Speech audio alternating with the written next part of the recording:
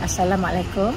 Bagi pihak Persatuan Cina Muslim Malaysia Makmah Cawangan Melaka, saya mengucapkan terima kasih kepada pemilik Hotel Sri Costa Melaka iaitu Felda Global Venture kerana memberikan kami berbuka puasa setiap tahun Asnah Mu'alaf daripada Makmah Melaka. Terima kasih sekali lagi.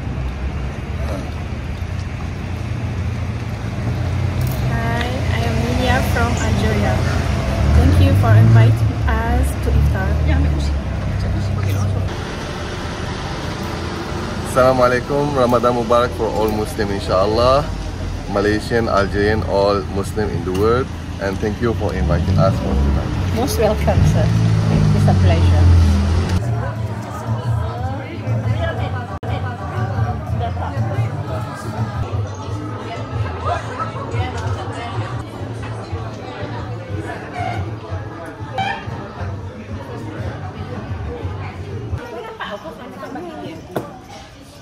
Chinese, right?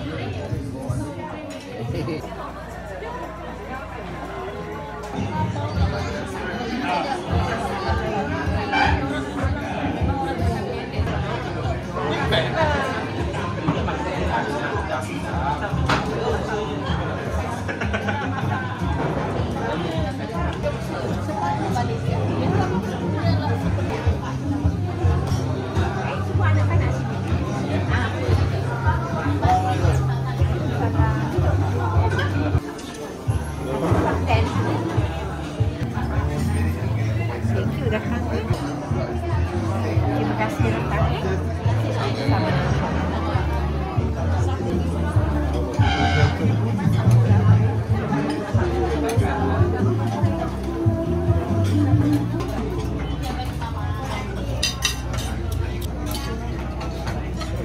Masak lemak. Ayam masak lemak. Oh. Ikan. Dia.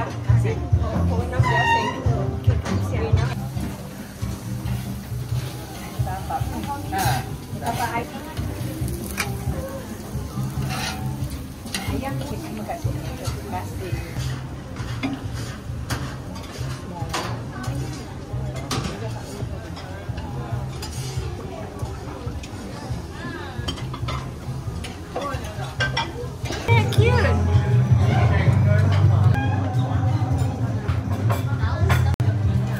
Terima kasih adik.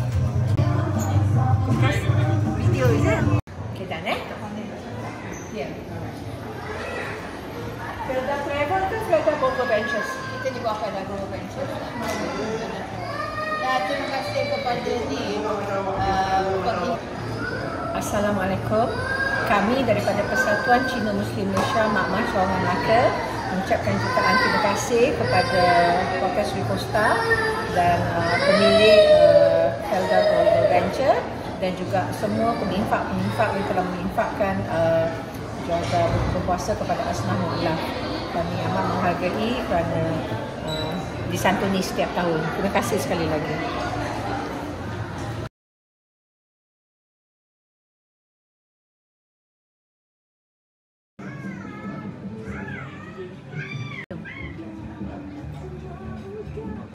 Cakap Cina macam white. Okey. Saya Masmah Melaka.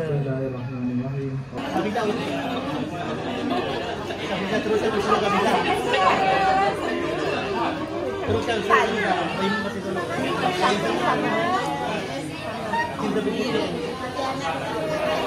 Assalamualaikum.